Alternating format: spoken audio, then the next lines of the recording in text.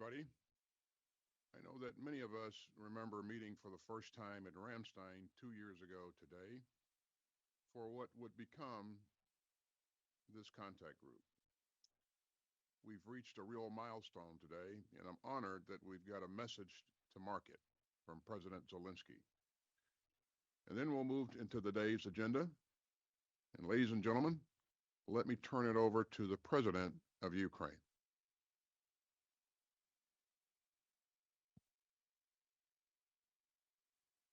Secretary Austin, I thank you for your leadership in this Ramstein format. Distinguished ministers and generals, General Brown, dear friends, I'm pleased to greet you and to say that Ramstein has indeed become a global event. If we in Ukraine had not received your help with weapons, and if your countries had shown indifference to the destiny of our people, the world would definitely be different. And it is worth reminding predatory regimes like Russia's are rapidly increasing their appetite for aggression. When they succeed in one part of the world, it creates problems in many other places. Aggression spreads when not stopped. If our solidarity with you had not worked out, and if your reaction to the war had remained only in words, the world would have had to deal with a much more powerful Russia. Many people worldwide would still believe that Russian missiles cannot be shut down. Many people would still be convinced that the Russian army is capable of crushing anyone's independence. Many would grovel in front of Putin and not even try to defend their sovereignty if it were not for this example of ours. An example of courage that works and that must work completely. Dear friends, please do not forget what you are deciding. This is not just about the arms supply. You are deciding the fate of the world that will either live by rules that we all recognize or depend only on the mercy of those whose violence is brutal. At what point is the war down? After 2 years of Ramstein, the answer is clear. Everything still depends only on our interaction, on how quickly we act, and whether our agreements are fully implemented. Although, in a half a year, while we were waiting for a decision on the American support, the Russian army managed to seize the initiative on the battlefield. We can still now not only stabilize the front, but also move forward, achieving our Ukrainian goals in the war. Each of you understands what will be most effective. First, long-range weapons. No part of the occupied territory of Ukraine should remain safe for the occupier. And I thank every leader whose solutions are already working hard on the front lines: storm shadows, scalps, and ATACMS. The range should be sufficient. Second, air shield. This year, Russian jets has already used more than 9,000 guided aerial bombs against Ukraine. And we need the ability to shoot down their combat aircraft so that they do not approach our positions and borders. It is possible. It is just as possible as giving protection to the cities of Ukraine from Russian rockets. We urgently need Patriot systems and missiles for them. This is what can and should save lives right now. At least 7 Patriots are necessary for our cities to be safe. You have these systems, and they truly can change the situation now, change it for the better, as well as accelerating the transition to F-16. Our counter-terrorism cooperation must be more effective than Russia's cooperation with the regimes in Iran and North Korea. Third, artillery. Many of those present at Ramstein were soldiers. And you can imagine what our soldiers feel when they simply have nothing to respond to enemy fire. The 1 to 10 ratio of artillery in our country to that of the Russian army inspires Putin to fight on. He believes that he will walk through the ruins and he will try to launch his counteroffensive. We must disrupt it. Our soldiers need artillery enough 155 calibers to stop Russian assaults and conduct our own active operations. And I thank every country that really effectively helps with this. And one more, please pay maximum attention to the production of weapons, both in your countries and in our joint projects with you and in Ukraine. Now in Ukraine, we have the potential for the production of drones in particular, which significantly exceeds our financial capabilities. Same with the electronic warfare systems, likewise in many areas in your countries. We need to fill our defense capacities with real orders. And we are currently forming new brigades to strengthen our positions. They need support, just like the brigades already operating at the front. Our team participating in Ramstein will present all the details. Even best soldiers cannot change the war without sufficient number of weapons. And I'm proud of Ukrainian soldiers. Each of you knows the strengths and capabilities of our soldiers. They know how to win. They must win. But Ukrainian defenders need your sufficient and timely support.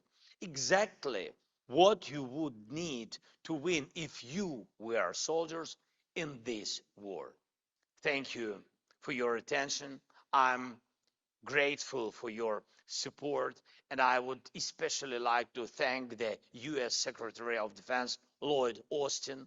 We appreciate that it was on your personal initiative that exactly 2 years ago, the Contact Group on Defense of Ukraine anti-war coalition was created, which united efforts and rallied more than 50 countries of the world. Ukraine is grateful to you for your dedication, for the tireless work of your team, and all of the partners for the saved lives of our citizens. Thank you. Slava Ukraini!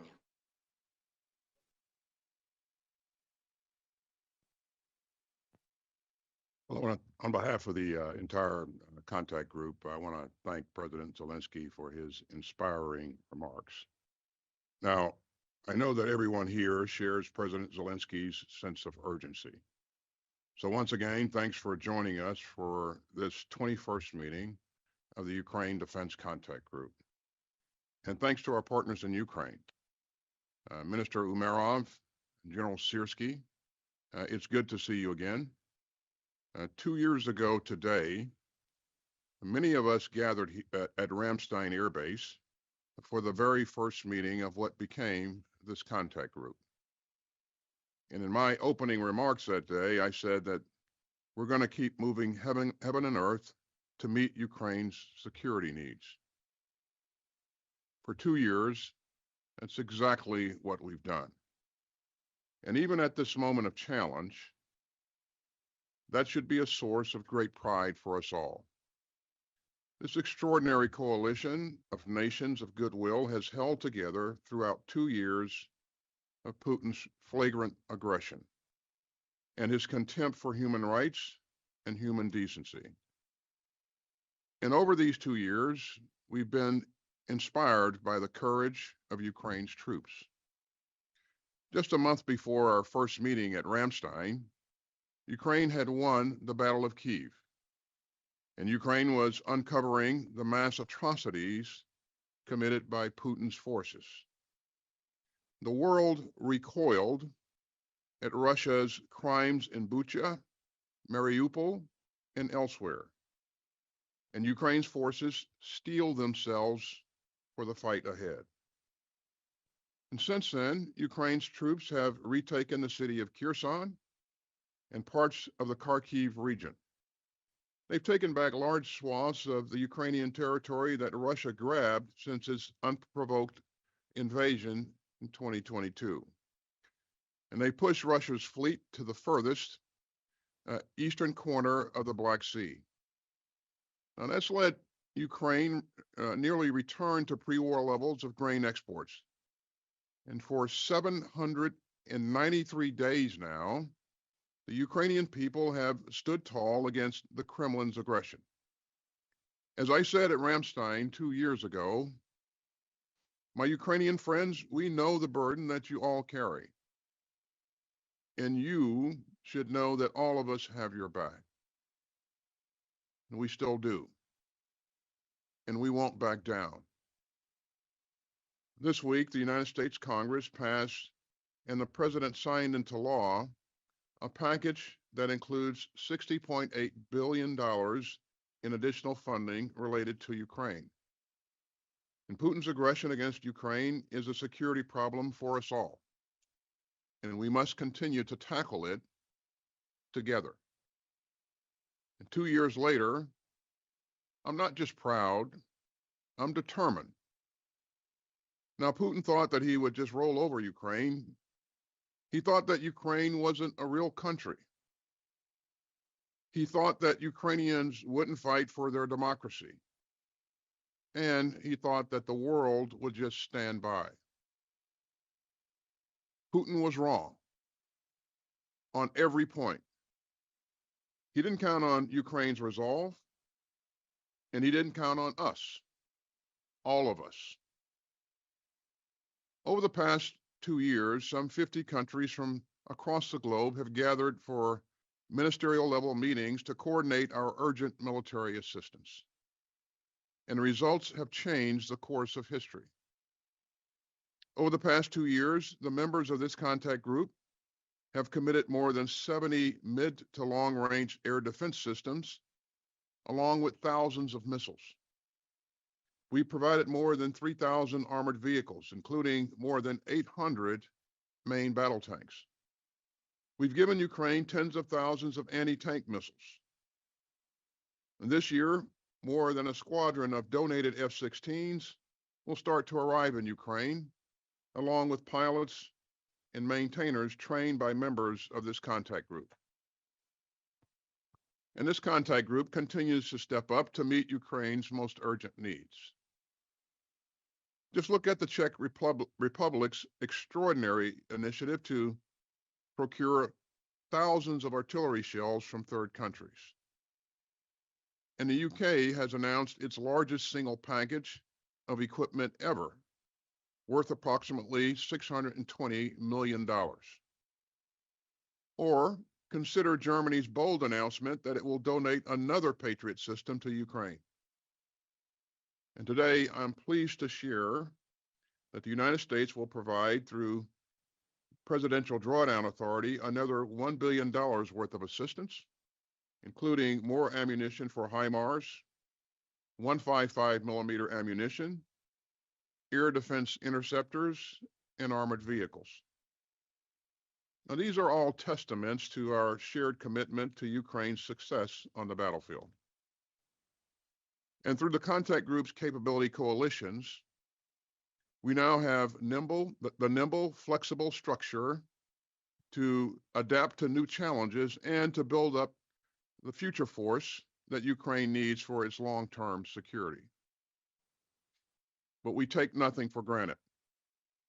And we know that Putin is ruthless and relentless.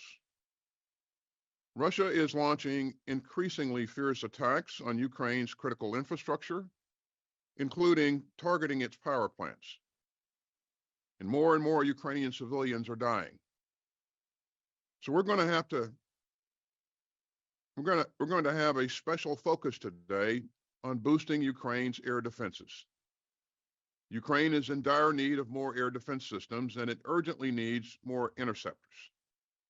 That's going to be a huge priority for us all today. Ukraine also needs more artillery and armor to defend its citizens and reclaim its stolen territory. and we're going to do everything that we can to help them. Ladies and gentlemen, Ukraine's struggle for freedom matters to us all. If Ukraine fell under Putin's boot, Europe would fall under Putin's shadow. So we remain determined to deter Russia from any further aggression, including against our NATO allies. If Putin got his way in Ukraine, his fellow autocrats would draw a dangerous lesson, and the whole world would become more chaotic and insecure if would-be aggressors believe that they can rewrite borders by force and make people live in fear. So as I said 2 years ago in Ramstein, we will continue to help strengthen the arsenal of Ukraine democracy. And that's exactly what we're going to do today. Thanks for being here. And thanks for everything that you've done for our shared security over the past 2 years. And we'll now pause while our friends in the media depart.